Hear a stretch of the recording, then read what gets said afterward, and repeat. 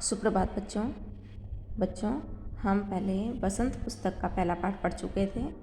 अब हम आपकी दूसरी पुस्तक का प्रथम अध्याय करने वाले हैं। दूसरी पुस्तक है आपकी बाल राम कथा। उसका पहला अध्याय है बच्चों, अवधपुरी में राम। आज इसका अध्ययन करने वाले हैं, ध्यान से समझना। देखो, यह कथा अवध की है और बहुत पुरानी है। अवध में सरयू नदी के किनारे एक अति सुंदर नगर था, अयोध्या। सही अर्थों में दर्शनीय, देखने लायक, भव्यता जैसे उसका दूसरा नाम हो। अयोध्या में केवल राजमहल भव्य नहीं था, उसकी एक एक इमारत आलीशान थी। आम लोगों के घर भव्य थे, सड़कें चौड़ी थीं, सुंदर बाग बगीचे, पानी से लबालब भरे सरोवर, खेतों में लहराती हरियाली, हवा में हिलती फसलें सरयू की लहरों के साथ खेलती थीं। अयोध्या हर तरह से संपन्न नगरी थी। संपन्नता कोने अंतरे तक बिखरी हुई थी। सभी सुखी, सब समृद्ध। दुख और विपन्नता को अयोध्या का पता नहीं मालूम था, या उन्हें नगर की सीमा में प्रवेश की अनुमति नहीं थी।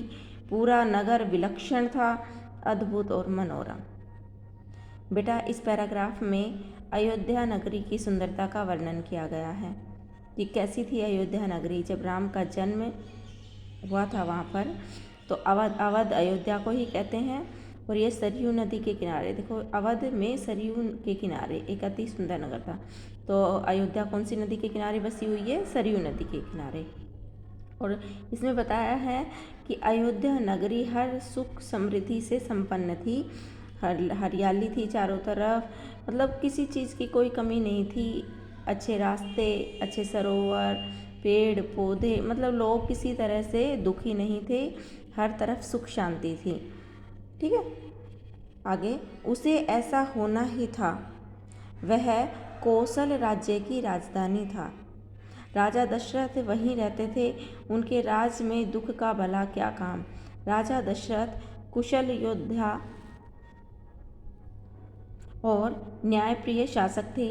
महाराज अज के पुत्र, महाराज रघु के वंशज, रघुकुल के उत्तराधिकारी, रघुकुल की रीति नीति का प्रभाव हर जगह दिखाई देता था। सुख समृद्धि से लेकर बात व्यवहार तक लोग मर्यादाओं का पालन करते थे, सदाचारी थे। पवित्रता और शांति हर जगह थी, नगर में भी, लोगों के मन में भी। अब ये बताया है कि जो अयोध्या नगरी थी वह किसकी राजधानी थी? कौशल राज्य की। और राजा दशरथ राजा थे, तो बहुत ही कुशल योद्धा थे, न्यायप्रिय भी थे। महाराज अज के पुत्र थे। उनके पिता का क्या नाम था? महाराज अज। और ये रघु के वंशज थे, महाराज रघु के वंशज। इसीलिए इन्हें रघुवंशी कहा जाता है। रघुकुल के उत्तराधिकारी थे। रघु के वंशज होने के कारण ही इस कुल का नाम रघुकुल था। रघुकुल की रीति नीति का प्रभाव, और रघु बहुत ही अच्छे शासक थे, अच्छे राजा थे, इसलिए उनकी जो रीति थी, उनके रिवाज, जो उन्होंने नियम स्थापित किए थे, वो आज तक भी चले आ रहे हैं। ठीक है, तो सुख समृद्धि थी हर तरफ, लोग पवित्र थे, हर जगह शांति थी, लोग अपनी मान मर्यादा का अच्छे से ध्यान रखते थे, और लोग हर तरह से राजा की का आदर भी करते थे, और सभी के मन में शांति थी। राजा दशरथ यशस्वी थे, उन्हें किसी चीज़ की कमी नहीं थी। राज सुख था, कमी होने का प्रश्न ही नहीं था। लेकिन उन्हें एक दुख था, छोटा सा दुख, मन के एक कोने में छिपा हुआ, वह रह रहकर उभर आता, उन्हें सालता रहता था। उनके कोई संतान नहीं थी। आयु लगातार बढ़ती जा रही थी। उनकी 3 रानियां थीं, कौशल्या, सुमित्रा, कैकेयी। रानियों के मन में भी बस एक यही दुख था, संतान की कमी। जीवन सूना सूना लगता था। राजा दशरथ से रानियों की बातचीत प्राय इसी विषय पर आकर रुक जाती थी। राजा दशरथ की चिंता बढ़ती जा रही थी। बताया कि हर तरफ सुख शांति थी, किसी चीज़ की कोई कमी नहीं थी। फिर भी राजा दशरथ के मन में कहीं एक छोटा सा दुख था कि उनकी संतान नहीं थी। 3 रानियां थीं उनके, कौशल्या, सुमित्रा, कैकेयी, लेकिन फिर भी उनकी कोई संतान नहीं थी। तो इसी वजह से राजा दशरथ और उनकी 3 रानियां परेशान थे, दुखी थे।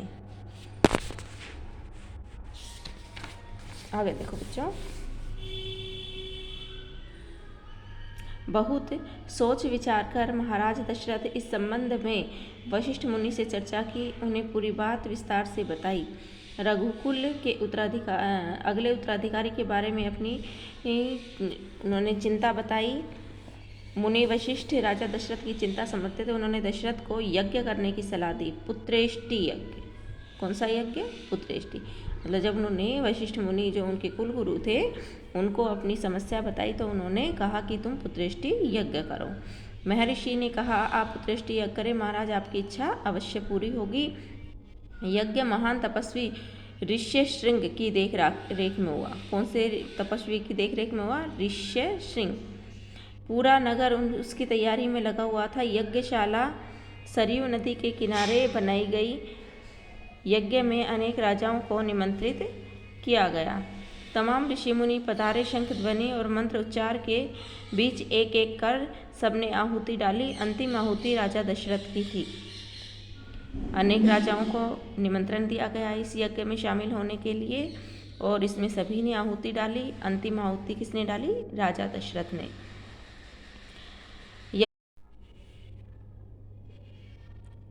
यज्ञ पूरा हुआ।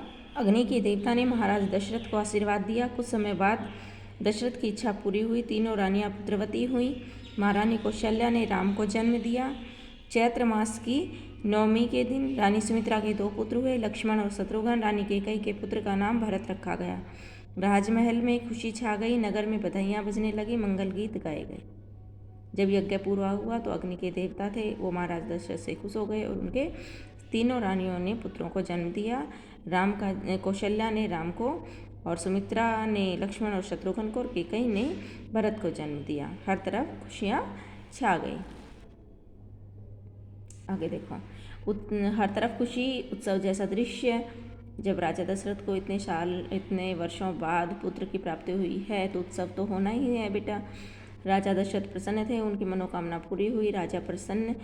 प्रजा प्रसन्न थी कि दशरथ की चिंता दूर हुई। नगर में बड़ा समारोह आयोजित किया गया। धूमधाम से आयोजन में दूर दूर से लोग आए। राजा दशरथ ने सबको पूरा सम्मान दिया, उन्हें कपड़े, अनाज और धन देकर विदा किया।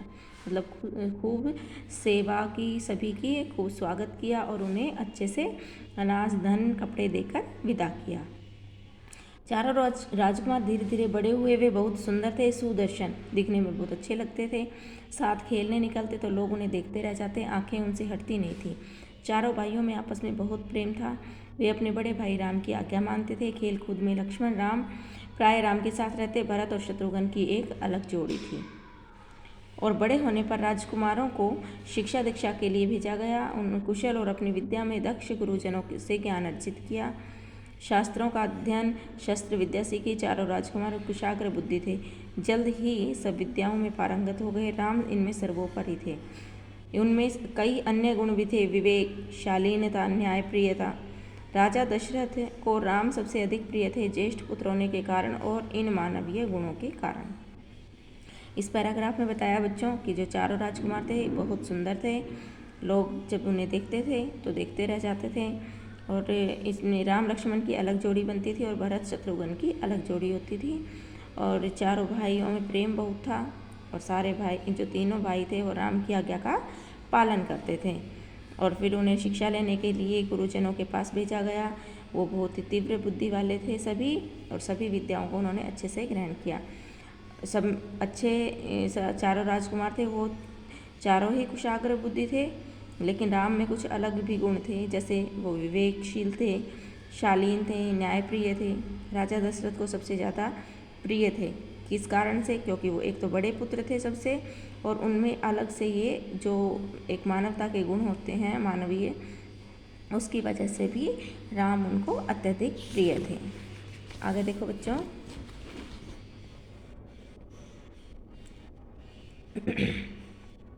राजकुमार कुछ और बड़े हुए। विवाह योग्य नगर में इसकी चर्चा होने लगी। महाराज दशरथ भी ऐसा ही चाहते थे, अपनी संतानों के लिए सुयोग्य वधु हुई। परिजनों में चर्चा पहले से ही हो रही थी, बाद में पुरोहितों को भी इसमें शामिल किया गया। अब राम जी के विवाह की बात चलने लगी है। अयोध्या का राजमहल, एक दिन ऐसी ही चर्चा चल रही थी, गहन मंत्रणा। तभी एक द्वारपाल घबराया हुआ अंदर आया।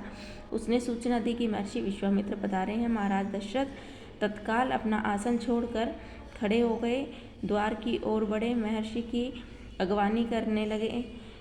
उन्हें लेकर दरबार में आए, विश्वामित्र को ऊंचा आसन दिया। विश्वामित्र कभी स्वयं राजा थे, बहुत बड़े और बलशाली। बाद में अपना राजपाट उन्होंने छोड़ दिया, संन्यास ग्रहण कर लिया, जंगल चले गए। वहीं उन्होंने अपना आश्रम बनाया, उसे उन्होंने सिद्ध आश्रम नाम दिया। महर्षि के स्वागत सत्कार के बाद दशरथ ने कहा, महर्षि आज्ञा दें, मैं आपकी क्या सेवा कर सकता हूँ? आप अपने मन की बात कहिए, आपकी आज्ञा का पूरी तरह पालन होगा। इस पैराग्राफ में बेटा बताया कि जब राम जी के विवाह की चर्चा हो रही थी, तभी दशरथ को पता चलता है कि महर्षि विश्वामित्र उनके दरबार में पधारे हैं।